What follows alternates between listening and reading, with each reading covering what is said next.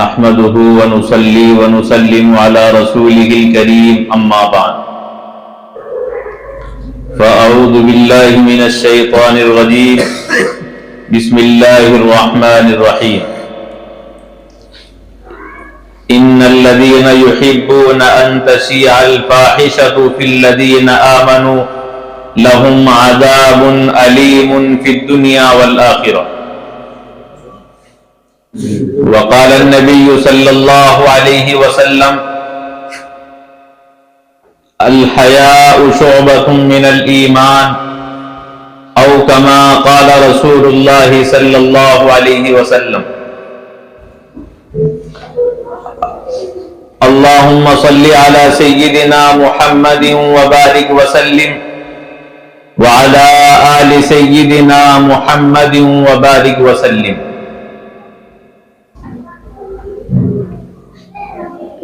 میری زندگی کا مقصد تیرے دین کی سرفرازی، میری زندگی کا مقصد تیرے دین کی سرفرازی، میں اسی لیے مسلمان، میں اسی لیے نمازی۔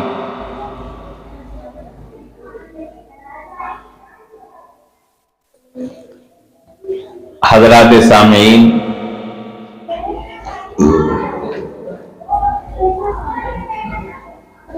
یہ مہینہ فروری کا ہے جس کی 14 تاریخ میں بے حیائی کو فروغ دینے کے لیے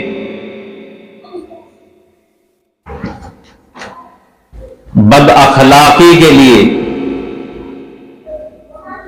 اور شرم و حیا کا جنازہ نکالنے کے لیے ویلنٹائن ڈے کے نام سے منایا جاتا ہے۔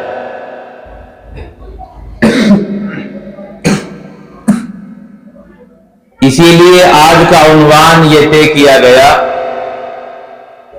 ویلنٹائن ڈے بے حیائی کا دوسرا نام۔ پہلے یہ بیماری ہمارے اس علاقے میں خاص طور پر نہیں تھی، لیکن چند سالوں سے جب سے چھوٹے بچوں کے ہاتھوں میں موبائل آئے تو ان کے سامنے یہ ڈے بھی آیا اور غیروں کی تقلید میں انہوں نے اسے منانا شروع کر دیا، جبکہ اسلام میں اس طرح کے ڈے کا کوئی تصور نہیں ہے۔ لوگوں نے اپنے دلی جذبات کو اور اپنی خواہشات نفسانی کو پورا کرنے کے لیے سال میں مختلف ڈے رکھے ہیں،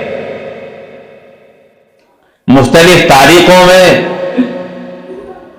ان کا پرجوشی کے ساتھ انتظام بھی کیا جاتا ہے اور پھر ان کے ذریعے سے بے حیائی کو عام کیا جاتا ہے۔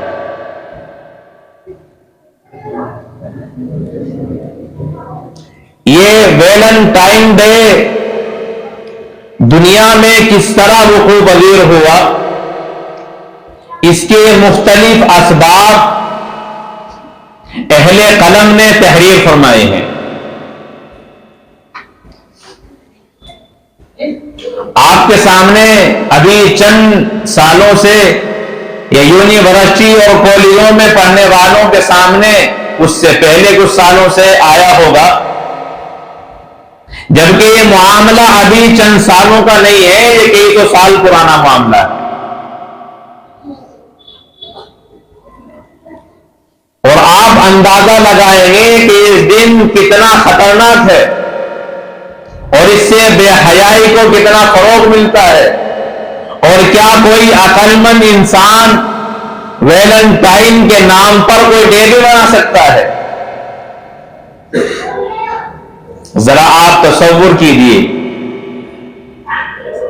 ویلنٹائن یہ ایک انسان ہے، اور انسان بھی عام انسان نہیں بلکہ گرجاؤں میں رہنے والا عیسائی پادری بھی ہے. اور آپ جانتے ہوں گے کہ عیسائی مذہب میں رہبانیت ہے. رہبانیت کا مطلب یہ ہے کہ بندہ اپنوں سے دور چلا جائے، دنیا سے قطع تعلق ہو جائے، نکاح نہ کرے اور کسی غار میں یا کسی پہاڑ کی چوٹی پر تنہائی میں اللہ اللہ کرتا رہے. یہ انسانی فطرت سے بغاوت ہے. اسی لیے رسول اللہ صلی اللہ علیہ وسلم نے واضح طور پر فرمایا لا رہبانیت فی الاسلام، کہ اسلام میں کوئی رہبانیت نہیں ہے. اسلام تو یہ ہے کہ آبادی کے اندر رہو، ماں باپ کے حقوق ادا کرو، اولاد کے حقوق ادا کرو، بہن بھائیوں کے حقوق ادا کرو، اور ان تمام کے حق ادا کرتے ہوئے اللہ کے حق کو ادا کرو. یہ نہیں کہ تمام اپنے رشتہ داروں سے، ماں باپ سے، اولاد سے قطع تعلق ہو کر اللہ اللہ کرو. یہ اسلام نہیں کہتا. اسلام ہر ایک کے حق کی بات کرتا ہے. اللہ کی ذات ہے، اس کے حق کی بھی بات کرتا ہے. اسی طرح اسلام اولاد، ماں باپ اور تمام رشتہ دار حتیٰ کہ پڑوسیوں تک کے حقوق کی بات کرتا ہے. اللہ تبارک و تعالی نے انسان کے بدن میں جو خواہشات رکھی ہیں ان کی تکمیل کبھی بھی اس طرح نہیں ہو سکتی جس طرح رہبانیت میں تھی. اللہ کے رسول علیہ الصلوۃ والسلام نے باضابطہ طور پر انسان کے نفس کی خواہشات کی تکمیل کے لیے اعلان فرمایا النکاح من سنتی، کہ نکاح میری سنت ہے.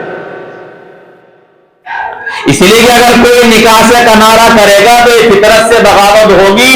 وہ بندہ صحیح پاک دامنی کے ساتھ زندگی نہیں گزار پائے گا. بہت دشوار ترین مسئلہ اس کے سامنے درپیش ہوگا. اسی لیے اللہ کے رسول علیہ الصلوۃ والسلام کے گھر کئی صحابی آئے اور انہوں نے رسول اللہ کی عبادت کے متعلق سوال کیا، اور پھر انہوں نے عہد کیا. ایک نے یہ عہد کیا کہ میں مسلسل روزے رکھوں گا، کبھی بھی افطار نہیں کروں گا، برابر روزہ، ہر دن روزہ. ایک نے کہا کہ میں رات میں سوؤں گا نہیں، بلکہ پوری رات اللہ کی عبادت کیا کروں گا. تیسرے نے کہا کہ میں کبھی نکاح نہیں کروں گا، بغیر نکاح کے رہوں گا، صرف اللہ کی عبادت کروں گا. جب اللہ کے رسول علیہ الصلوۃ والسلام تشریف لائے اور ان لوگوں کے یہ عہد و پیمان آپ کے سامنے بیان کیے گئے، رسول کریم علیہ الصلوۃ والسلام نے فرمایا کہ میں روزہ رکھتا بھی ہوں اور افطار بھی کرتا ہوں، رمضان کے علاوہ. رمضان کے علاوہ کبھی روزہ رکھ لیا اور کبھی روزہ چھوڑ دیا. یہ انسان کی صحت کے لیے بہتر ہے. دوسری بات آپ نے فرمائی کہ میں رات کے کچھ حصے میں سوتا ہوں اور کچھ حصے میں جاگتا ہوں. میں ایسا نہیں کرتا کہ پوری رات پڑا رہوں. پوری رات اگر کھڑے رہیں گے پھر فجر کی نماز میں جھٹکے آئیں گے. اس لیے رسول اللہ رات کے حصے میں سوتے اور پھر بیدار ہو جاتے اور تہجد میں اللہ کی عبادت کرتے. اور پھر تیسرے شخص کی بات سن کر آپ نے فرمایا کہ میں عورتوں سے نکاح بھی کرتا ہوں. اور پھر آپ نے فرمایا فَمَن رَغِبَ عَن سُنَّتِي فَلَيْسَ مِنِّي، کہ جو بندہ میری سنت سے اعراض کرے اس کا مجھ سے کوئی تعلق نہیں. ظاہر سی بات ہے اگر کوئی بندہ مستقل روزے رکھے پورے سال تو اس کے بدن میں اتنی کمزوری آ جائے گی کہ وہ رکوع سجدہ بھی صحیح نہیں کر پائے گا، کمزور ہو جائے گا، پوری رات جاگتا رہے گا، سونا بند کر دے گا. تو اللہ نے نیند رکھی ہے انسان کی فطرت میں، اور اس نیند کے خلاف جب وہ کھڑا ہوگا پھر فرض نمازوں میں اور دیگر کاموں میں اس کا نہ توجہ ہوگی اور نہ کوئی دھیان ہوگا. اسی طرح اگر کوئی بندہ نکاح سے اعراض کرے گا تو پھر قوی اندیشہ یہ ہے کہ وہ گناہ میں گرفتار ہو جائے گا. اس لیے اللہ کے رسول علیہ الصلوۃ والسلام نے ان تینوں شخصوں کے متعلق ہدایات دی اور پھر اپنی سنت کا لیبل ان تینوں پر لگا کر فرمایا کہ جو اعراض کرے گا اس کا مجھ سے کوئی تعلق نہیں. تو رسول اللہ صلی اللہ علیہ وسلم نے نکاح کو عام کرنے کی بات کی ہے. اسی طرح قرآن کریم میں اللہ تعالیٰ فرماتے ہیں وَأَنْكِحُوا الْأَيَامَ مِنْكُمْ وَالصَّالِحِينَ مِنْ عِبَادِكُمْ وَإِمَائِكُمْ کہ تم میں جو بے نکاحے ہیں جن کے نکاح نہیں ہوئے. ایک تو وہ ہے جو ابھی جوانی میں قدم رکھ رہا ہے اس کا نکاح نہیں ہوا, اور ایک وہ ہے جس کا نکاح تو ہو چکا ہے لیکن بیوی نہیں رہی, یا تو اس نے طلاق دے دی یا بیوی کا انتقال ہو گیا, تو یہ بھی بے نکاح ہے. تو اللہ تعالیٰ فرماتے ہیں کہ تم میں سے جو بے نکاح ہے چاہے وہ نیک بندے ہوں یا اللہ کی نیک بندیاں, انکحوا تم ان کے نکاح کرو. اور پھر آگے کیا خوبصورت بات اللہ نے ارشاد فرمائی. بہت سے بندے نکاح نہیں کرتے کہ انتظام نہیں ہے, کسی کے پاس مکان نہیں ہوتا, کسی کے پاس کاروبار نہیں ہوتا, کسی کے پاس نکاح کرنے کے لیے دوسرے اسباب نہیں ہوتے. تو قرآن دیکھو اللہ کا قرآن کیا کہتا ہے إِن يَكُونُوا فُقَرَاءَ يُغْنِهِمُ اللَّهُ مِنْ فَضْلِهِ کہ اگر تم فقیر ہو اللہ تعالیٰ تمہیں مالدار کر دے گا. یغنہم اللہ نکاح کی برکت سے. اور آپ نے دیکھا ہوگا جس بندے کے پاس 1 روپیہ نہیں ہوتا جب اس کا نکاح ہو جاتا ہے تو اس کے پاس پلاٹ بھی ہوتا ہے, اس میں مکان بھی ہوتا ہے, اس کا اپنا کاروبار بھی ہوتا ہے. تو پہلے وہ اپنے باپ کا دادا کا محتاج ہوتا ہے لیکن پھر وہ خود مالک بن جاتا ہے اور اس کے پاس اللہ تعالیٰ کی جانب سے جائیدادیں آ جاتی ہیں.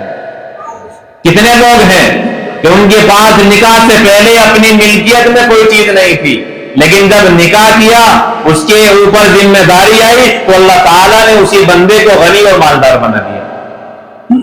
تو یہ ہے قرآن کا وعدہ إِن يَكُونُوا فُقَرَاءَ کہ اگر وہ فقیر ہوں گے تو یغنیہم اللہ اللہ تعالیٰ انہیں مالدار بنا دیں گے.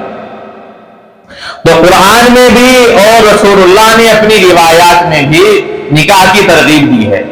تو مذہب عیسائیت میں وہ لوگ جو راہب ہوتے تھے, گرجاؤں میں عبادت خانوں میں رہنے والے, ان میں عورتیں بھی ہوتی تھی, ان میں مرد حضرات بھی ہوتے تھے, ان کے لیے نکاح کرنے کی اجازت نہیں تھی. وہ اپنا سب کچھ چھوڑ کر اللہ تعالیٰ کی عبادت کے لیے گرجا گھر میں عبادت خانے میں چلے جاتے. یہ ان کے یہاں رواج تھا. تو میں یہی عرض کر رہا تھا کہ یہی بغاوت تھی اپنی فطرت سے جو اللہ نے انسان کے اندر رکھی. اب یہ ویلنٹائن یہ بھی ایک پادری ہے, گرجا گھر میں عبادت خانے میں رہتا ہے, لیکن پادری ہونے کی وجہ سے کیونکہ سب کچھ چھوڑ چکا ہے اس لیے اب نکاح نہیں کر سکتا. اور اسی عبادت خانے میں کچھ عورتیں بھی ہیں جنہوں نے سب کچھ چھوڑ کر اپنے آپ کو عبادت خانے کے حوالے کر دیا ہے. تو یہ ویلنٹائن بندہ ایک راہبہ پر فریفتہ اور عاشق ہو جاتا ہے, اور ظاہر سی بات ہے نکاح وہ نہیں کر سکتے کیونکہ نکاح ان کے لیے منع ہے, اور دل کے اندر جو جذبات ہیں خواہشات ہیں ان کی تکمیل کیسے ہو. تو جب اس نے اپنے لیے راستے بن پائے تو اس نے اس راہبہ کو یہ پیغام دیا کہ میں سویا ہوا تھا اور میں نے خواب دیکھا, مجھے خواب میں یہ بشارت دی گئی کہ 14 فروری کی تاریخ ایسی ہے اگر اس میں ایک دوسرے کے قریب ہو جائیں تو کوئی گناہ نہیں ہے. اب وہ راہبہ اس کی باتوں میں آ گئی اور دونوں نے منہ کالا کیا. اب جب لوگوں کو معلوم ہوا تو ان کا حشر تو وہی ہونا تھا جو زانیوں کا ہوتا ہے, کیونکہ مذہب عیسائیت میں ایک پادری راہب اور راہبہ کے لیے نکاح کی اجازت نہیں تھی, اور پھر یہ عبادت خانے میں زنا کرتے ہیں تو ان دونوں کو سرعام قتل کر دیا گیا. کیونکہ انہوں نے کلیسا اور گرجا گھر کی بھی توہین کی تھی, اور مذہب عیسائیت میں جو رہبان وحدانیت کا تصور آ چکا تھا، اس کی ہی ان لوگوں نے دھجیاں اڑائی تھی، اس کی بھی خلاف ورزی کی تھی، تو اس وجہ عیسائیوں نے انہیں برسر عام قتل کر دیا۔ اب کچھ سالوں کے بعد یہ واقعہ ہے تیسری صدی کا، اب آپ دیکھیں کب کا ہے، 2026 شروع ہوا ہے اور یہ تیسری صدی کا واقعہ ہے، تقریباً 17 سال اس واقعے کو گزر چکے۔ کچھ دنوں کے بعد کچھ من چلے نوجوانوں نے اس ویلنٹائن کو محبت کا دیوتا سمجھ لیا کہ یہ تو شہید محبت ہے، اور پھر اسی کے نام پر ویلنٹائن ڈے منانا شروع کر دیا۔ اب آپ دیکھیں کہ یہ انسان جو زنا کرنے والا ہے اور زناکار بھی ایسا جو عبادت خانے میں زنا کر رہا ہے، اس کی یاد میں یہ دن منایا جاتا ہے، تو مذہب اسلام نہیں، کوئی بھی صحیح عقل والا بندہ اور صحیح دل رکھنے والا انسان اس کے نام پر ڈے نہیں منا سکتا، زانیوں کے نام پر۔ اسی لیے مذہب عیسائیت کے ذمہ دار اور اہل علم نے اس کی اسی وقت سے مخالفت شروع کی، اور کئی موقعوں پر ایسا بھی کیا گیا کہ جن لوگوں نے ویلنٹائن ڈے کے نام پر جو کارڈ تقسیم کرنے شروع کیے تو ان دکانوں پر جا کر آگ بھی لگائی پادریوں نے کچھ نوجوانوں کو ساتھ ملا کر، تو مخالفت وہاں سے بھی کی گئی ہے۔ لیکن جب کسی چیز کا آغاز ہو جاتا ہے اور خاص طور پر وہ تعلق رکھتی ہو کسی گناہ کے ساتھ، تو اس کو ختم کرنا مشکل ہو جاتا ہے، لوگ اس کی سائڈ میں بہت کھڑے ہو جاتے ہیں۔ چنانچہ ایسا ہی ہوا، پھر یہ رفتہ رفتہ پوری دنیا کے اندر پھیل گیا، اور پہلے ہمارے ان ممالک میں اس کا تصور نہیں تھا، لیکن قریب 20-30 سالوں سے، اور ابھی جب سے موبائل آیا 4-5 سالوں سے زیادہ ہو گیا، خاص طور پر وہ لوگ اور وہ نوجوان جو یونیورسٹیوں میں کالجوں میں پڑھتے ہیں، اور اب تو وہ جو گلیوں کے اندر پھرتے ہیں، کیونکہ موبائل ان کے ہاتھ میں 14 فروری کے آنے سے پہلے پیغامات وصول ہونا شروع ہو جاتے ہیں دیگر ایپوں کی صورت میں۔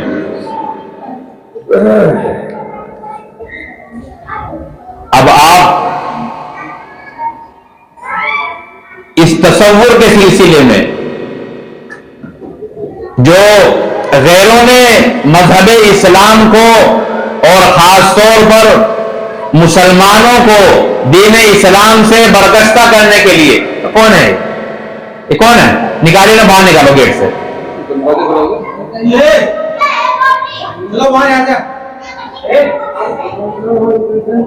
انہیں گھر چھوڑ گا ان کے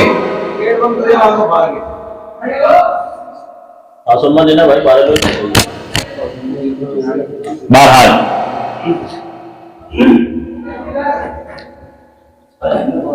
اب اس 14 فروری میں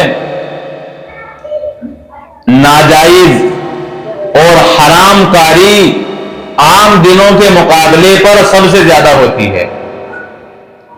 اس میں ایک دوسرے کو پیغامات دیے جاتے ہیں۔ یاد رکھنا چاہیے، جو آج لڑکا کسی کو پیغام دے رہا ہے وہ کل کسی کا باپ بھی بننے والا ہے،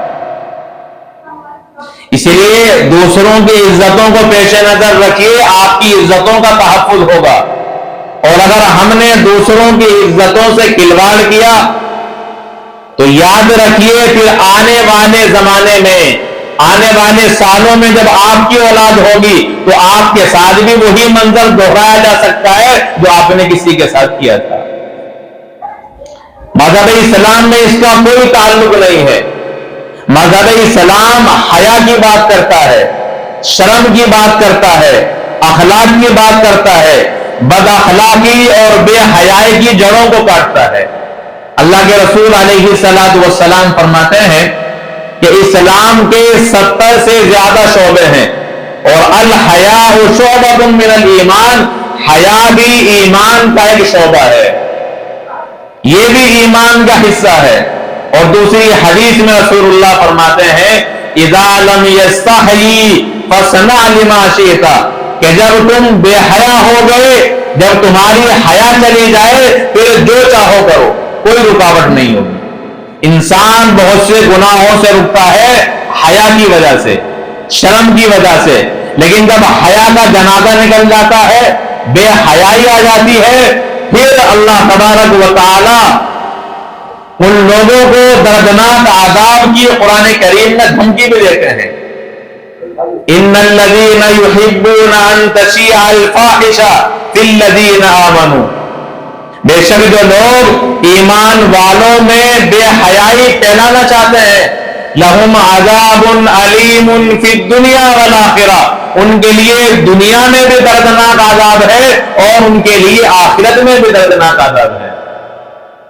یہاں صرف قبر کی حشر کی بات نہیں کی گئی، قبر حشر سے پہلے پھر دنیا کا لفظ استعمال کیا گیا کہ اللہ تعالیٰ ان لوگوں کو جو بے حیائی پھیلاتے ہیں ایمان والوں میں، دنیا میں بھی دردناک عذاب دیتے ہیں اور پھر بعد میں قبر میں اور حشر میں انہیں دردناک عذاب دیا جاتا ہے۔ تو یہ بات اللہ تعالیٰ نے بڑی سختی کے ساتھ بیان کی ہے۔ بے حیائی کو عام کرنے والے کے لیے دونوں جہان میں دردناک عذاب کی دھمکی دی گئی ہے۔ اسی لیے جگہ جگہ اللہ تعالیٰ قرآن کریم کے اندر فرماتے ہیں لا تقربوا الزنا انہ کان فاحشہ، کہ زنا یہ بے حیائی ہے، وساء سبیلا، اور یہ برا راستہ ہے۔ ہم یہ سمجھتے ہیں کہ زنا صرف مخصوص اعضاء سے کیا جاتا ہے، جبکہ رسول اللہ فرماتے ہیں کہ انسان کی آنکھیں بھی زنا کرتی ہیں، اس کے کان بھی زنا کرتے ہیں، اس کی زبان بھی زنا کرتی ہے، اس کے ہاتھ بھی زنا کرتے ہیں، اس کے پیر بھی زنا کرتے ہیں۔ اور پھر آپ نے فرمایا کہ کسی عورت جو غیر محرم ہو اس پر اپنی نظریں جمانا، اس کی طرف غلط نگاہوں سے دیکھنا، یہ ایک بار نظر پڑنے کے بعد دوبارہ دیکھنا، یہ آنکھوں کا زنا ہے۔ غیر محرم سے باتیں کرنا اور اس کی باتیں سننا یہ کانوں کا زنا، اور بولنا یہ زبان کا گناہ ہے۔ اسے چھونا یہ ہاتھوں کا گناہ ہے، اور اس کی طرف چل کر جانا یہ پیروں کا گناہ ہے۔ اور پھر رسول اللہ فرماتے ہیں کہ انسان کا جو سطر ہے وہ ان تمام باتوں کی پھر بعد میں تصدیق کرنے والا ہوتا ہے۔ تو ہم نے زنا کا تصور محدود کر دیا، ہم آنکھوں کے زنا کو زنا نہیں سمجھتے، کانوں کے زنا کو زنا نہیں سمجھتے، کسی کو چھونے کو گناہ نہیں سمجھتے، گھنٹوں فون پر کسی غیر لڑکی سے بات کرتے ہوئے اسے زنا تصور نہیں کرتے۔ یہ اللہ کے رسول علیہ الصلوۃ والسلام نے واضح فرما دیا کہ اپنے کانوں سے اگر کسی غیر محرم سے باتیں سنو گے یا اپنی زبان سے کوئی کلمات کہو گے تو تم زنا کے عمل میں گرفتار ہو جاؤ گے۔ تو ہمیں با اخلاق بننا ہے، ہمیں با حیا بننا ہے، ہمیں اس دین فطرت پر آنا ہے جسے آقا نامدار محمد رسول اللہ صلی اللہ علیہ وسلم لے کر کے آئے تھے۔ آپ نے لوگوں کی کس طرح اصلاح فرمائی؟ ایک نوجوان بارگاہ رسالت میں حاضر ہوا اور عرض کیا یا رسول اللہ مجھے زنا کی اجازت دے دیجیے۔ اب صحابہ کرام اس پر وار کرنے کے لیے تیار ہیں، آپ فرماتے ہیں کہ اسے میرے قریب کرو۔ اس نوجوان کو قریب کیا گیا اور پھر رسول اللہ نے کتنے پیارے انداز میں سمجھایا ہے، اگر یہ حدیث آپ سمجھیں گے تو یقیناً آپ کو زندگی پر کام دے گی اور آپ ہر طرح کے زنا سے محفوظ رہیں گی۔ آپ نے فرمایا کہ جس زنا کی اجازت تم مانگ رہے ہو، جو کام تم کرنا چاہتے ہو، کیا تم یہ کام اپنی بیٹی کے ساتھ پسند کرو گے؟ اس نے کہا یا رسول اللہ کوئی بھی پسند نہیں کر سکتا۔ فرمایا کہ یہ زنا والا عمل اپنی ماں کے ساتھ پسند کرو گے، اپنی بہن کے ساتھ پسند کرو گے، اپنی خالہ اور پھوپھی کے ساتھ پسند کرو گے، جو محرمات عورت ہے ایک انسان سے قریبی تعلق رکھنے والی، ان تمام کے نام رسول اللہ نے بیان کیے۔ وہ اپنے کانوں پر ہاتھ رکھنے لگا، یا رسول اللہ کوئی بھی انسان یہ برداشت نہیں کر سکتا۔ تو آپ نے فرمایا کہ جس عورت کے ساتھ تم زنا کرنا چاہتے ہو وہ بھی کسی کی ماں ہے، کسی کی بیٹی ہے، کسی کی بہن ہے۔ جب تم اپنے گھر کی عورتوں کے ساتھ یہ بات پسند نہیں کرتے تو دوسری عورتوں کے ساتھ کس طرح پسند کرتے ہو؟ وہ بھی تو کسی کی بہن، بیٹی اور خالہ خود کی ہے۔ اب اسے شرمندگی ہوئی، پھر اللہ کے رسول علیہ السلام نے اس کے سینے پر ہاتھ رکھا اور بارگاہ رسالت سے، بارگاہ اعزبی میں یہ دعا کی گئی کہ یا اللہ یہ گناہ کا داعیہ اس کے دل سے خارج فرما۔ چنانچہ اس کا دل صاف ہو گیا اور پھر بعد میں اس کے دل میں اس طرح کے خیالات بند ہو گئے۔ تو اللہ کے رسول علیہ السلام کی اس حدیث مبارکہ میں ہمارے لیے بہترین تعبیر ہے اور بہترین اور پیارے انداز میں رسول اللہ نے ہمیں زندگی گزارنے کا سبق سکھایا ہے۔ ہماری آنکھیں اٹھتی کیسے ہیں؟ کیا ہمیں حیا نہیں آتی؟ ہماری شرم کا جنازہ نہیں نکلتا جب ہم اپنی عورتوں کے ساتھ، اپنے گھر کی بہو بیٹیوں کے ساتھ یہ گوارا نہیں کرتے تو دوسروں پر غلط نظر ڈالتے ہوئے ہمارے دل میں ذرہ برابر احساس نہیں ہوتا؟ کس طرح نظریں جماتے ہیں، کس طرح دوسروں سے بات کرنے کو گوارا کر لیتے ہیں۔ دنیا میں جتنے زیادہ مرڈر ہو رہے ہیں ان کے پیچھے 99% یہی وجہ ہے۔ اور سب سے پہلا قتل جو دنیا کے اندر ہوا، حضرت آدم علیہ السلام کے بیٹے نے جو اپنے بھائی کو قتل کیا، اس کی بنیاد یہی عورت تھی۔ اب آج بھی جب کسی کیس کو اندر جا کر تحقیق اور ریسرچ کی جاتی ہے اور اندر گھس کر اس معاملے میں انسان دخل اندازی کرتا ہے تو پھر بات واضح ہو جاتی ہے کہ کسی نہ کسی غلط روش پر چلنے کی وجہ سے اسے قتل کر دیا گیا، چاہے تو کوئی رقیب اور چاہے اس لڑکی کے گھر والے یا اس کے متعلقین ایسا کر دیتے ہیں۔ تو ہمیں سوچنا چاہیے، ہمارے لیے پیغمبروں کی سیرت ہے۔ آپ سوچئے گا، اللہ کے رسول علیہ السلام کے والد ماجد ہے حضرت عبداللہ، ان کی پیشانی میں ابھی انہوں نے نکاح نہیں کیا ہے، غیر شادی شدہ ہیں، جوانی کا عالم ہے۔ آپ مدینہ جاتے ہیں، آپ کی پیشانی پر نور نبوت چمک رہا ہے۔ اللہ کے رسول علیہ السلام کے جو باپ، دادا، پردادا آپ سے پہلے جو گزرے ہیں، ان سے منتقل ہوتے ہوتے رسول اللہ اس دنیا کے اندر آئے ہیں۔ تو جو آپ کا نور نبوت تھا وہ آپ کے والد کی پیشانی میں چمک رہا ہے۔ آپ کا ایک یہودیہ عورت کے پاس سے گزر ہوا، اس نے جیسے ہی وہ دیکھا تو اس نے آپ کو زنا کے لیے دعوت دی اور پھر اس نے یہ بھی کہا کہ میں آپ کو 100 اونٹ دینے کے لیے تیار ہوں۔ اب ایک عورت بھی ہے اور پھر وہ 100 اونٹ جو بہت بڑا انعام تھا اس زمانے میں، عرب کی سب سے قیمتی چیز اونٹ ہی کو سمجھا جاتا تھا، تو وہ اونٹ ایک دو نہیں بلکہ 100 اونٹ دینے کے لیے تیار ہے۔ مگر آپ کے والد ماجد نے فرمایا کہ شریف آدمی کبھی اس گناہ کے قریب نہیں جا سکتا، اور اگر وہ اس کے قریب جائے تو اس کا زمین کے اوپر رہنے سے زمین کے نیچے چلے جانا بہتر ہے۔ میں اللہ کی پناہ چاہتا ہوں، میں اس گناہ کے قریب کبھی نہیں جاؤں گا۔ اب آپ پھر حضرت سیدہ آمنہ سے نکاح کرتے ہیں۔ اللہ کے رسول علیہ السلام جناب عبداللہ کی پیشانی سے اپنی والدہ حضرت آمنہ کے رحم میں چلے جاتے ہیں، اور پھر جب آپ کا دوبارہ سے گزر ہوتا ہے پھر وہ عورت ملتی ہے، وہ کہتی ہے کہ آپ یہاں سے جانے کے بعد کہاں رہے؟ آپ نے فرمایا کہ میں نے نکاح کیا ہے اور اب میں اپنے وطن جا رہا ہوں، مکہ المکرمہ۔ اور وہ عورت آپ کو یہ کہتی ہے کہ میں کوئی بدکار فاحشہ عورت نہیں ہوں، میں نے اپنی آسمانی کتابوں کو پڑھا ہے، ان کتابوں کے اندر میں نے جو پڑھا ہے وہ نور نبوت آپ کی پیشانی پر نظر آ رہا تھا۔ وہ نور نبوت حاصل کرنے کے لیے آپ کو شعور دینے کے لیے تیار تھی، لیکن آپ چونکہ نکاح کر کے واپس آ رہے ہیں تو وہ نور نبوت آپ کی پیشانی سے آپ کی بیوی کے پاس منتقل ہو چکا ہے۔ تو یہاں ذرا سوچئے گا، شریف آدمی ایسے ہی ہوتے ہیں کہ انہیں دعوت بھی دی جاتی ہے، لیکن گناہ کی دعوت وہ قبول تو کیا کرتے، اسے ٹھوکر مار دیتے ہیں۔ دنیا کے انعامات اور لالچ دیا جاتا ہے، وہ دنیا پر قدم رکھ کر آگے بڑھ جاتے ہیں، مگر اسے قبول کرنے کے لیے آمادہ نہیں ہوتے۔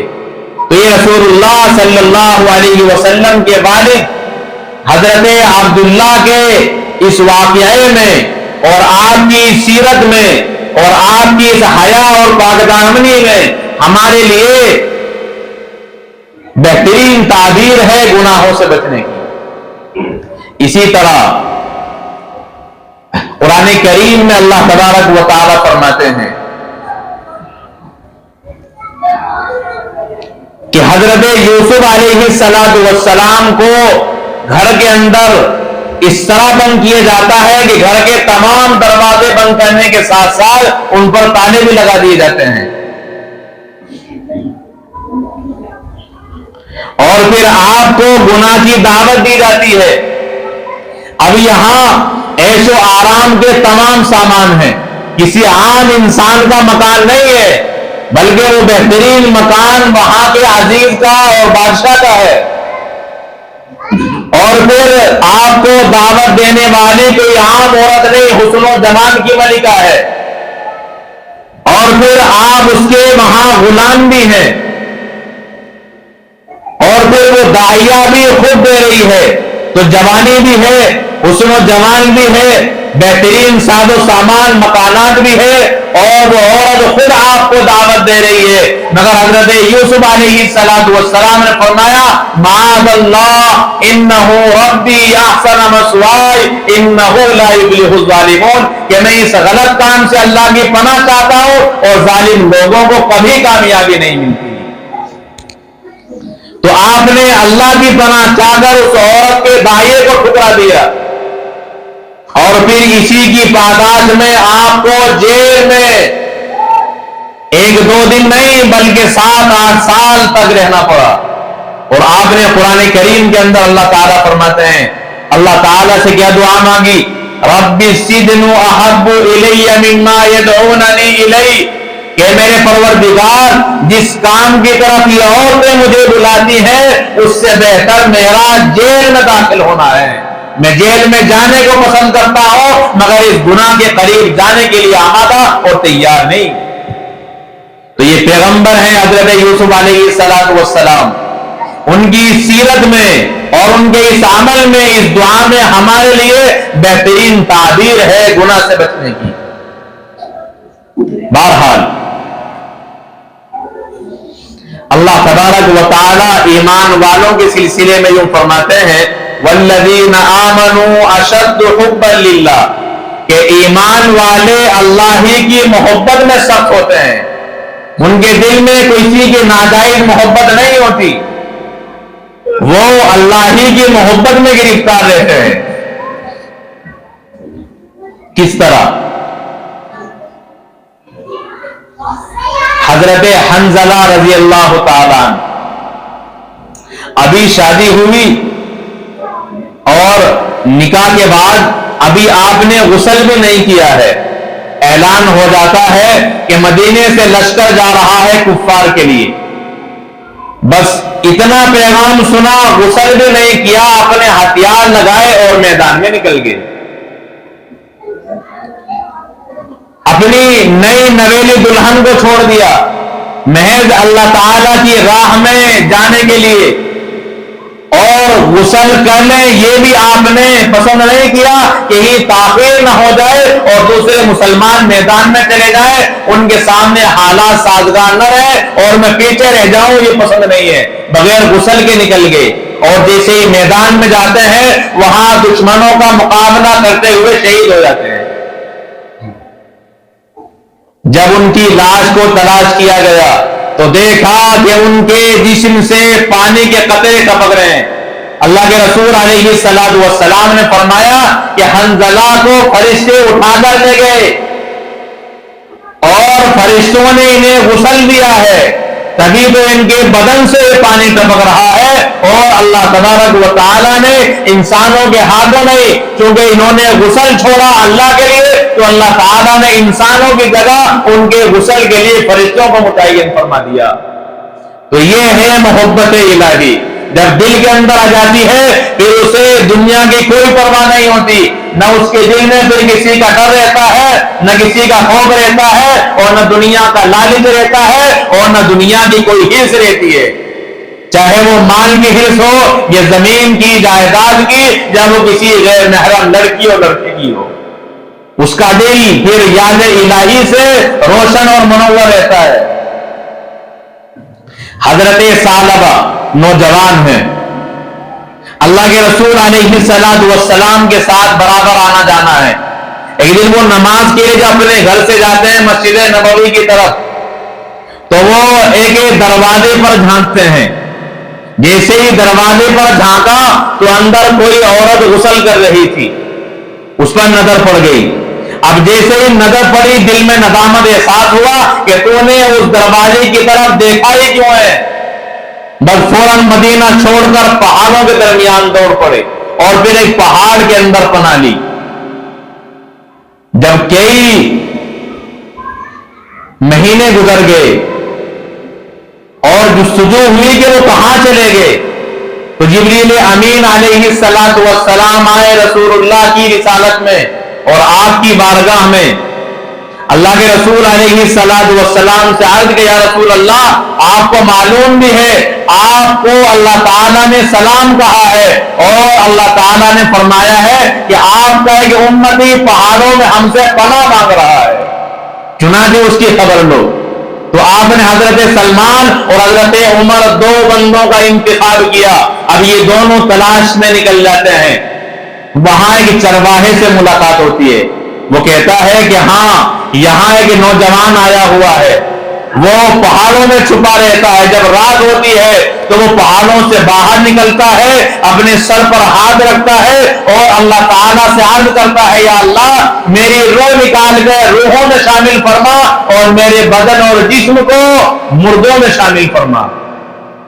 چنانچہ یہ دونوں ٹھہر گئے، جب رات ہوئی تو وہ پہاڑوں سے نکلے اور اسی طرح سر پر ہاتھ رکھے ہوئے اللہ تبارک و تعالیٰ سے پناہ مانگنے لگے کہ میں نے اس عورت کے گھر کی طرف دیکھا ہی کیوں ہے جو اس عورت پر نظر پڑی، اس بد نظری کی وجہ سے، اس دروازے پر نظر پڑ جانے کی وجہ سے بار بار پناہ مانگ رہے ہیں کہ اللہ مجھے موت دے تاکہ میری روح روحوں میں شامل ہو جائے اور میرا یہ جسم یہ بدن مردوں میں شامل ہو جائے۔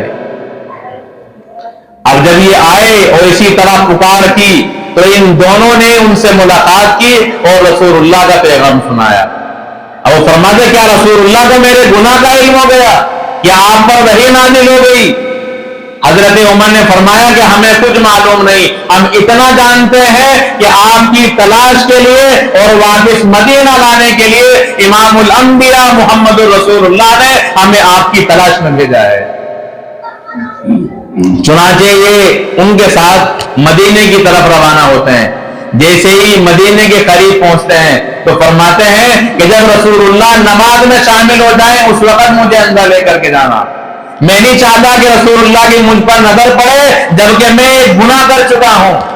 حالانکہ انہوں نے کوئی گناہ جان بوجھ کر نہیں کیا، محض دروازے پر نظر پڑ گئی اور اس نظر کی وجہ سے اندر تک عورت کا جو غسل ہے وہ انہیں نظر آ گیا، تو جان بوجھ کر نظر نہیں ڈالی لیکن دل میں اتنا احساس ہے۔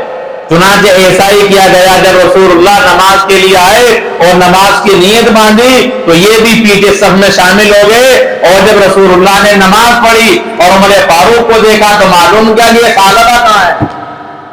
چنانچہ رسول اللہ کی خدمت میں انہیں پیش کر دیا گیا۔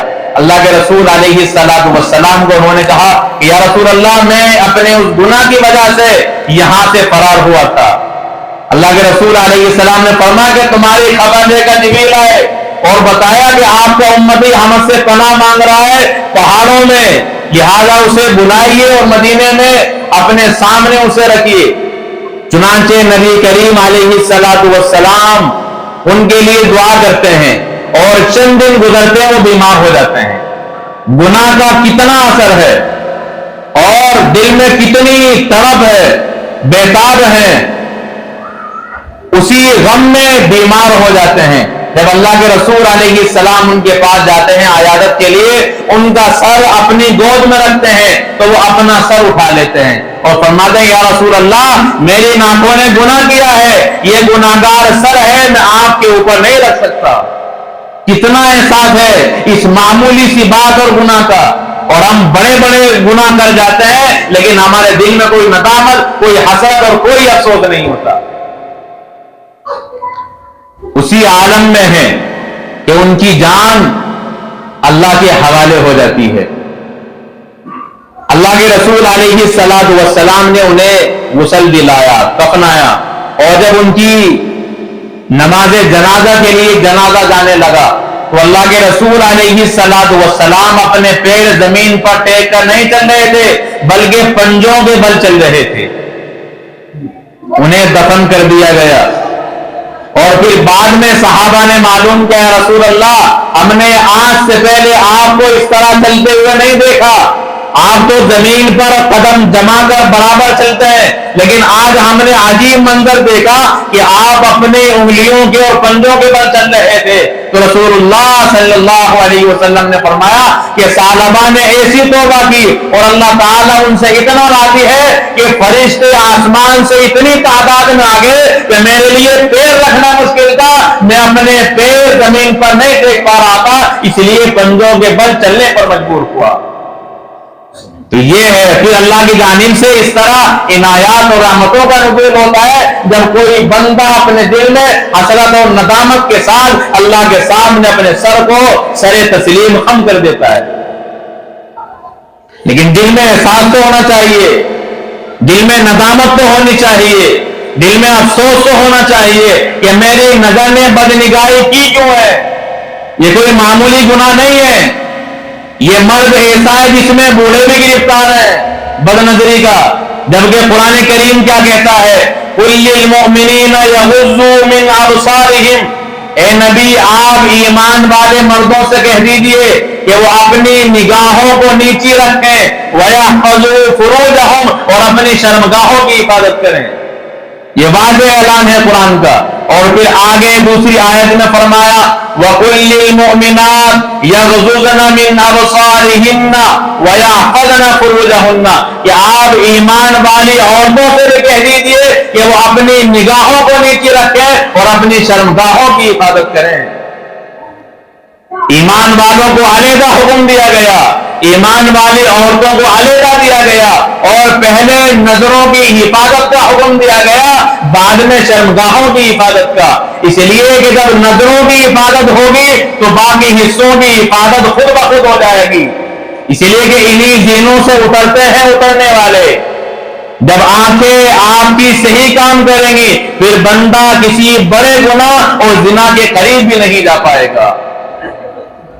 आंखें गुनाह करती हैं, फिर आंखों से दिल में अरमान और ख्वाहिशात उभरती हैं, और फिर इंसान उस बड़े गुनाह के करीब जाता है जिसके मुतालिक अल्लाह फरमाते हैं ला तक़रबुज़्ज़िना इन्नहु काना फ़ाहिशा व साअ सबीला, कि तुम जिना के करीब न जाओ, ये बेहयाई का काम है और बहुत ही बुरा रास्ता है।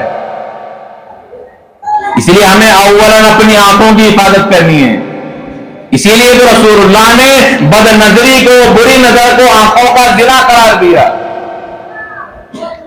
और जरा आप सोचिएगा, हजरत अबू उबैदा इब्ने जर्राह रज़ियल्लाहु ताला अन्हु जो रसूलुल्लाह के उन 10 सहाबा में से हैं, अशरे मुबश्शरा में से, जिन्हें इसी दुनिया में रसूलुल्लाह ने जन्नती होने की बशारत दी, और मजहब इस्लाम के सबसे बड़े जर्नेल और सिपह सालार हैं।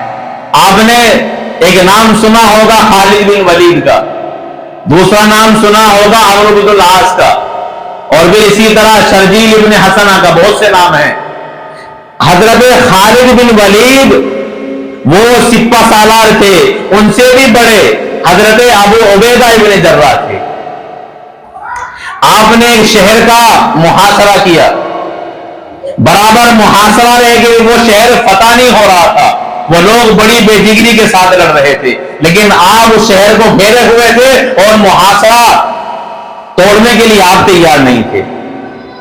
چنانچہ ان لوگوں نے جب یہ دیکھا کہ مسلمان تو یہاں سے جانے کے لیے تیار نہیں، تو انہوں نے ایک چال چلی،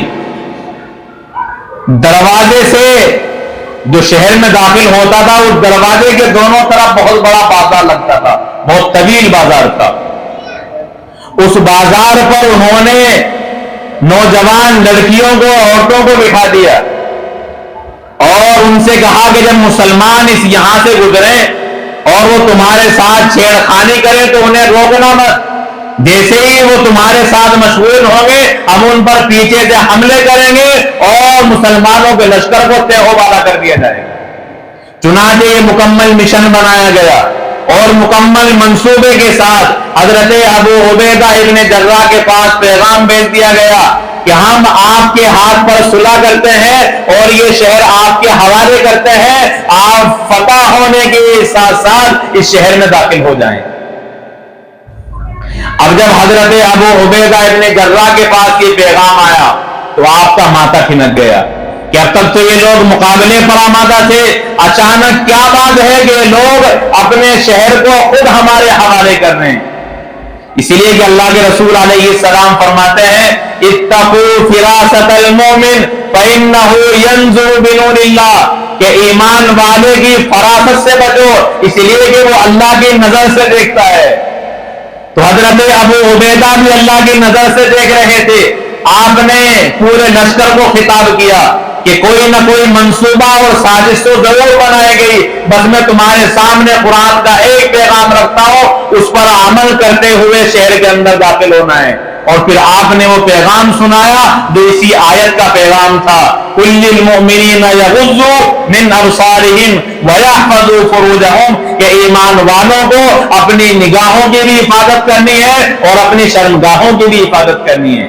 فرمایا کہ اس آیت پر عمل کرتے ہوئے اپنی نگاہوں کو نیچا رکھتے ہوئے شہر میں داخل ہو جائیں۔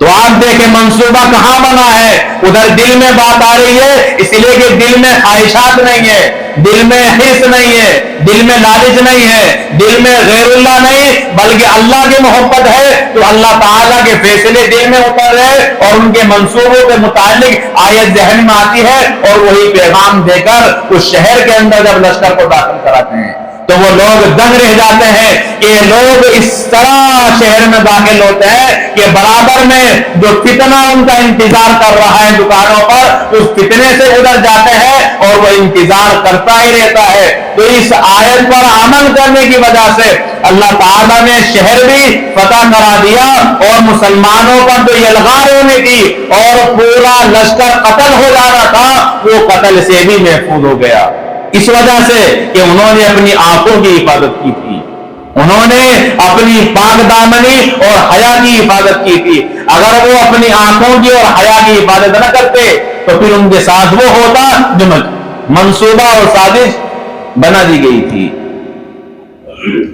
تو کیوں فائدہ ہوا؟ آنکھوں کی حفاظت کی وجہ سے۔ اس لیے ان تمام فتنوں سے حفاظت کا راستہ اپنی آنکھوں کی حفاظت کی ہے۔ میرے استاد حضرت مولانا شاہ عبد الرحیم صاحب نور اللہ مرقدہ ایک بہت بڑے اللہ والے گزرے ہیں، حضرت مسیح الامت کے داماد تھے، میرا ان سے بہت گہرا تعلق تھا، کتابیں پڑھی اور پھر بعد میں بھی ان سے میں منسلک رہا۔ آپ گلستہ اور بوستہ جو فارسی کی دو مشہور کتابیں ہیں وہ پڑھایا کرتے تھے اور بہت ہی جامع آپ کا درس ہوتا تھا۔ تو آپ ان آنکھوں کے سلسلے میں فرماتے تھے طلبہ کو ان کی اصلاح کے لیے کہ حسینوں سے بچنا ہے تو آنکھیں بند کر، انہی زینوں سے اترتے ہیں اترنے والے۔ ساری خرافات یہیں سے آتی ہیں دل جو بے قابو ہوتا ہے اور دل میں جو جذبات ابھرتے ہیں، جو خواہشات ابھرتی ہیں اور گناہ کے جو دائیں پیدا ہوتے ہیں، وہ ان آنکھوں سے دل کے اندر جاتے ہیں، پھر وہ پنپ جاتے ہیں اور پھر وہ بڑا درخت بن جاتے ہیں۔ تو بہترین ذریعہ ہے جو قرآن کریم نے کہا، اسی لیے قرآن کہتا ہے ذالک ازکیٰ لہم، کہ نگاہوں کی حفاظت یہی تمہارے لیے زیادہ پاکیزگی کا ذریعہ ہے۔ تو اللہ کے رسول علیہ السلام نے ہمیں آنکھوں کی حفاظت بتائی ہے، اور آپ رسول اللہ کی حدیث سنیں، آپ فرماتے ہیں کہ اگر کسی کا مکان ہو اور کوئی بندہ اس مکان میں جھانک رہا ہو تو اندر والے کو حق ہے کہ وہ کوئی چیز پھینک دے اور اس جھانکنے والے کی آنکھ ٹوٹ جائے تو اس بندے کو کوئی قصاص نہیں دلوایا جائے گا، بدلہ نہیں دلوایا جائے گا، اس لیے کہ اس اندر جھانکنے والے کا گناہ ہے کہ اس نے گھر کے اندر جھانک کر بدنظری کی ہے اور ان گھر والوں کی جو عفت اور عصمت تھی اس سے اس نے کھلواڑ کیا ہے۔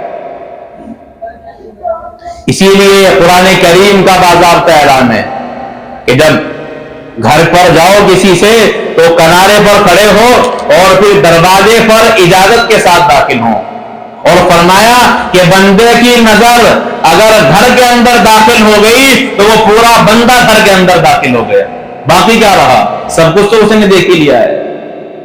اسی لیے اولا ہمیں آنکھوں کی حفاظت کرنی ہے۔ بہرحال تو ایمان والا وہ اپنے دلوں میں غیروں کی محبت نہیں بلکہ اللہ کی محبت رکھتا ہے۔ والذین آمنوا اشد حبا للہ، ایمان والے اللہ ہی کی محبت میں زیادہ سخت ہوتے ہیں، جیسا کہ میں نے ابھی دو واقعات آپ کے سامنے عرض کیے۔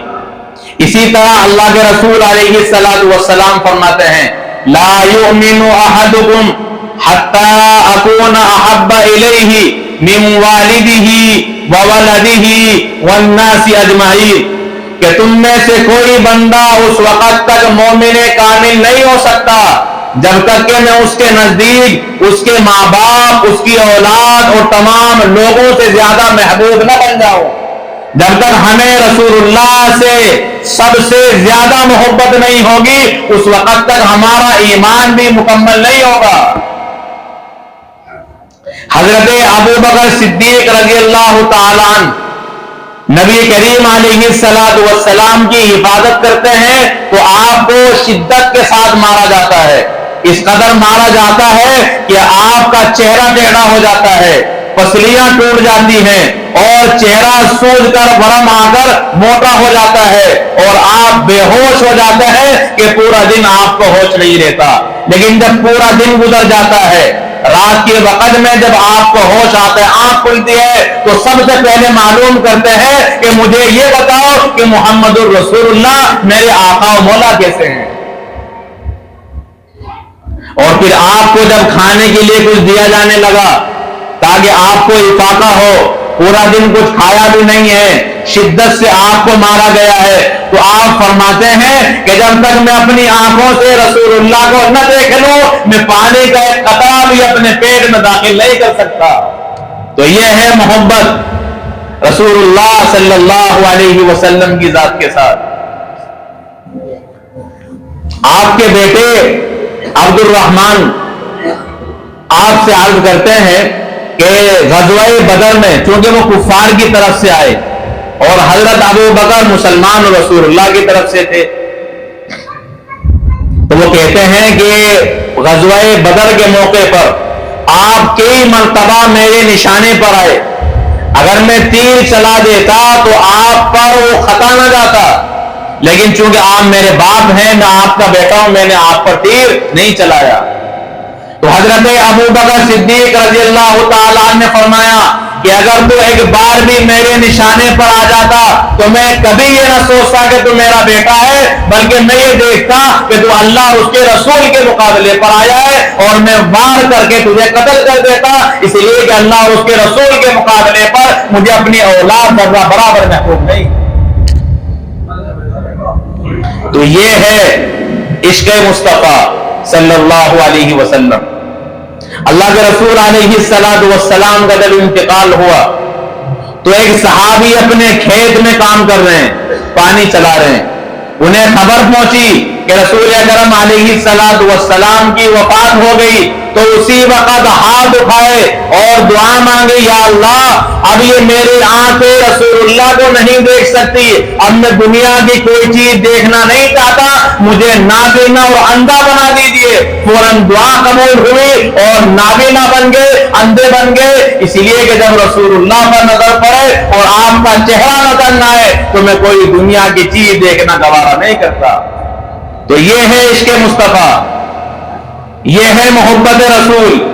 اس لیے کہ دنیا میں جو محبت کی جاتی ہے وہ کسی سے حسن کی بنیاد پر کی جاتی ہے، لیکن رسول اللہ صلی اللہ علیہ وسلم کو اللہ تبارک و تعالی نے اس دنیا میں نہیں بلکہ پوری کائنات میں سب سے زیادہ حسین اور جمیل بنایا ہے۔ اسی کو حضرت حسان بن ثابت فرماتے ہیں، وَأَجْمَلَ مِنْكَ لَمْ تَلِدِ النِّسَاء، کہ آپ سے زیادہ اللہ تبارک و تعالی نے جمیل کسی کو بنایا ہی نہیں ہے۔ وَأَحْسَنَ مِنْكَ لَمْ تَرَ قَطُّ عَيْنِي، اور آپ سے زیادہ حسین میری آنکھوں نے کسی کو دیکھا ہی نہیں ہے۔ حضرت نبی کریم علیہ السلام کا حسن کتنا اعلیٰ ہے۔ 14ویں کا چاند نکلا ہوا ہے، صحابہ بیٹھے ہوئے ہیں، ایک صحابی فرماتے ہیں کہ میں شام کو بھی دیکھ رہا ہوں، رسول اللہ کے چہرے کو بھی برابر میری نظر ہے، تو میں نے موازنہ کیا اور میرے دل نے فیصلہ کر دیا کہ چاند کی طرف جب میں دیکھتا ہوں تو اس میں مجھے جھائیاں نظر آتی ہے، مگر مجھ سے زیادہ حسین میرے محبوب میرے آقا محمد الرسول اللہ کا چہرہ ہے، اس میں کوئی جھائی نہیں۔ اس لیے کہ چاند کو اگر حسن ملا ہے تو یہ صدقہ ہے آقا نامدار محمد الرسول اللہ صلی اللہ علیہ وسلم کا۔ تو دنیا میں محبت کی جاتی ہے حسن کی بنیاد پر، تو سن لیجئے، یاد رکھ لیجئے، اس کائنات میں رسول اللہ سے زیادہ حسین کوئی نہیں ہے۔ تو اگر آپ کو محبت کرنی ہے حسن کی وجہ سے تو کیجئے محمد الرسول اللہ صلی اللہ علیہ وسلم سے۔ دنیا میں کسی سے محبت کی جاتی ہے اس کے کمالات کی وجہ سے۔ اللہ تعالیٰ نے پیغمبروں کو جتنے کمالات دیے، 1.25 پیغمبر گزرے، ان تمام پیغمبروں کے کمالات اللہ تعالیٰ نے یا ان کی شبیہ آخری پیغمبر محمد رسول اللہ صلی اللہ علیہ وسلم کی ذات گرامی کے اندر پیوست فرما دیے۔ تو کمالات آپ کو ایسے دیے گئے کہ ایسے کمالات نہ آپ سے پہلے کسی کو دیے گئے اور نہ آپ کے بعد کسی کو دیے جا سکیں گے۔ اسی طرح کسی سے محبت کی جاتی ہے اس کے اچھے اخلاق کی وجہ سے۔ تو آپ سے بہتر اخلاق والا دنیا میں کوئی ہوا ہی نہیں ہے۔ تو آپ کی سیرت ہو یا آپ کی صورت ہو، یہ ایسی ہے جس کی مثال دنیا میں کہیں نہیں ملتی۔ تو آپ چاہے صورت کی بنیاد پر محبت کریں یا سیرت کی بنیاد پر، آپ کو رسول اللہ سے زیادہ خوبصورت سیرت والا، خوبصورت صورت والا کوئی نظر نہیں آئے گا۔ اسی لیے اللہ کے رسول علیہ السلام نے ایمان کی تکمیل کے لیے اپنی محبت کو شرط قرار دیا ہے۔ اگر رسول اللہ کی محبت میں کمی ہے تو پھر ایمان نامکمل ہے، اگر اسی میں ہو خامی تو پھر ایمان نامکمل ہے۔ اس لیے ہمیں سب سے زیادہ محبت اللہ سے اور اللہ کے رسول صلی اللہ علیہ وسلم سے ہونی چاہیے۔ دنیا کی محبتوں میں جہاں لگے ہوئے ہیں یہ کوئی پائیدار نہیں ہے، یہ ایک عالمی چیز ہے جو فنا ہو جاتی ہے۔ دنیا میں بڑے بڑے عشق مجازی میں گرفتار رہنے والے اپنے ایمان کو برباد کر کے اس دنیا سے جا چکے۔ علامہ ابن جوزی علیہ الرحمہ نے لکھا ہے کہ ایک بندہ جو مسجد میں 40 سال تک برابر اذان دیتا ہے، 1-2 سال نہیں، 40 سال تک اذان دیتا رہا، ایک دن وہ اذان دینے کے لیے جیسے ہی چھت پر پہنچا تو برابر میں عیسائی کا گھر تھا. اس عیسائی کے گھر میں نظر پڑی تو وہاں ایک خوبصورت لڑکی دیکھی, اس پر فریفتہ ہو گیا, اوپر سے نیچے آیا اور اس کے دروازے میں پہنچا اور اپنے جذبات کا اظہار کرنے لگا. اس لڑکی نے کہا کہ تمہارا کوئی اعتبار نہیں ہے, اگر تم میرا مذہب قبول کرو تو میں تمہیں اپنانے کے لیے تیار ہوں. چنانچہ اس نے 40 سال جو اذان دی وہ ایک لمحے میں چھوڑ دی اور ایمان کو چھوڑ کر خود اختیار کر لیا, عیسائی بن گیا. اور عیسائی جب بنا پھر وہ لڑکی کہتی ہے کہ پہلے خنزیر کا گوشت کھاؤ, اس کے بغیر میں تمہیں نہیں اپنا سکتی. وہ خنزیر کا گوشت کھا لیتا ہے. پھر وہ کہتی ہے کہ اب شراب بھی پیو, وہ اس کی محبت میں شراب پیتا ہے اور جب شراب پی کر وہ اوپر چھت پر جاتا ہے تو لڑکی گھر کا دروازہ بند کر لیتی ہے, وہ اوپر سے نیچے گرتا ہے اور ہلاک ہو جاتا ہے. تو نہ خدا ہی ملا, نہ بسارے سنم, نہ ادھر کے رہے نہ ادھر کے رہے, ایمان بھی چھوڑ دیا. اور جس کے لیے ایمان چھوڑا, جس کے لیے خنزیر کھایا, جس کے لیے شراب پی, وہ لڑکی پھر بھی حاصل نہیں ہو سکی اور اس دنیا سے جب جا رہا ہے 40 سال اذان بھی ہے مگر کفر کے ساتھ رخصت ہو رہا ہے. تو یہ ہے بدنظری اور اللہ کے علاوہ غیر کی محبت کی وجہ. جو انسان کے اخلاق ہی نہیں بلکہ اخلاق کے ساتھ ساتھ اس کے ایمان کو بھی برباد کر دیتی ہے. اس طرح کے بہت سے واقعات علامہ ابن جوزی علیہ الرحمہ نے لکھے. ایک عربی کی کتاب آتی ہے ذم الہوی, اب تو اس کا اردو ترجمہ بھی شائع ہو گیا ہے, ذم الہوی کا اردو ترجمہ. اسے آپ پڑھیں, اس میں بے شمار واقعات آپ کو اس طرح کے مل جائیں گے کہ جس میں ایمان کسی غیر کی محبت کی وجہ سے چھوڑ دیا. بہرحال اللہ کے رسول علیہ الصلوۃ والسلام ہمارے سب سے بڑے محسن ہیں. آپ سے بڑا ہم پر کوئی احسان کرنے والا نہیں. آپ ہی کی وجہ سے ہمیں قرآن ملا, آپ ہی کی وجہ سے ہمیں اللہ تعالیٰ کا مبارک دین ملا, آپ ہی کی وجہ سے شریعت محمدیہ ملی, اور آپ ہی کی وجہ سے ہمیں ایمان ملا جس کے بغیر ہمیں جنت نہیں مل سکتی. تو یہ ایمان آپ کی وجہ سے ملا ہے, اس لیے سب سے بڑے محسن محمد الرسول اللہ صلی اللہ علیہ وسلم ہیں. اور جو ہم پر سب سے زیادہ احسان کرنے والا ہو, حق بھی اسی کا بنتا ہے کہ سب سے زیادہ محبت بھی اسی کی جائے. اس لیے ویلنٹائن ڈے یہ منانا یہ غیر اسلامی بھی ہے اور ہر سچا مذہب اس کی ترقی کی بات کرتا ہے, چاہے مذہب عیسائیت ہو یا مذہب اسلام یا دوسرے مذاہب, کوئی بھی اس کی اجازت نہیں دیتا. تو یہ بے حیائی کا دوسرا نام ہے. اس لیے پیغامات نہ واٹس ایپوں کے ذریعے اور نہ دوسرے ایپ کے ذریعے آپ کسی کو مت بھیجیے گا. اپنی حیا کی, اپنے دل کی, اپنی نظروں کی, اپنی زندگی کی اور اپنی صورت اور سیرت کی حفاظت کیجیے گا.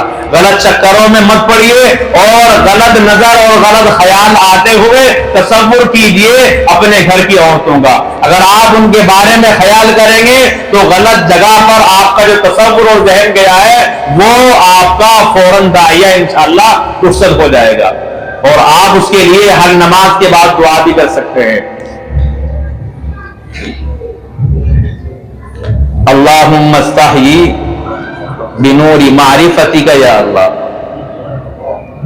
اور آپ یہ دعا بھی جو حضرت صدیق بانوی رحمہ اللہ نے لکھی ہے, اللہم انی اسألک ان تحیی قلبی بنور معرفتک یا اللہ.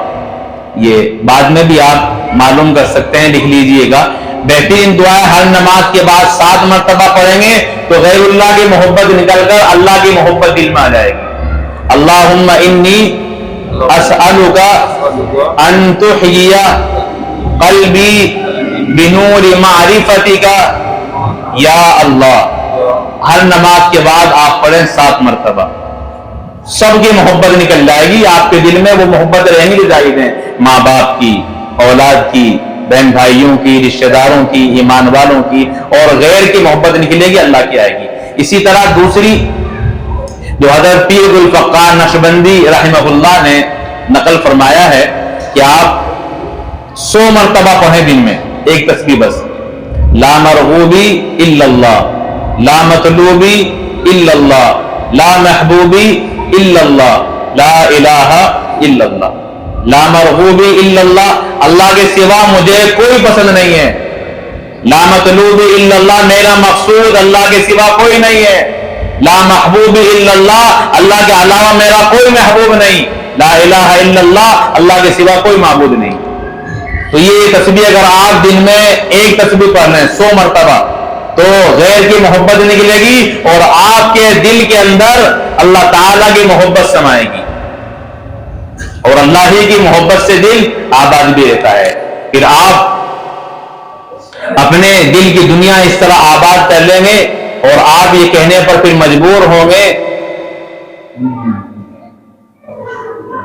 کہ یاد میں تیری سب کو بھلا دوں، کوئی نہ مجھ کو یاد رہے، تجھ پہ سب گھر بار لٹا دوں، خانہ دل آباد رہے، اور سب خوشیوں کو آگ لگا دوں، غم سے تیرے دل شاد رہے، اور سب کو نظر سے اپنی گرا دوں، تجھ سے فقط فریاد رہے۔ بہرحال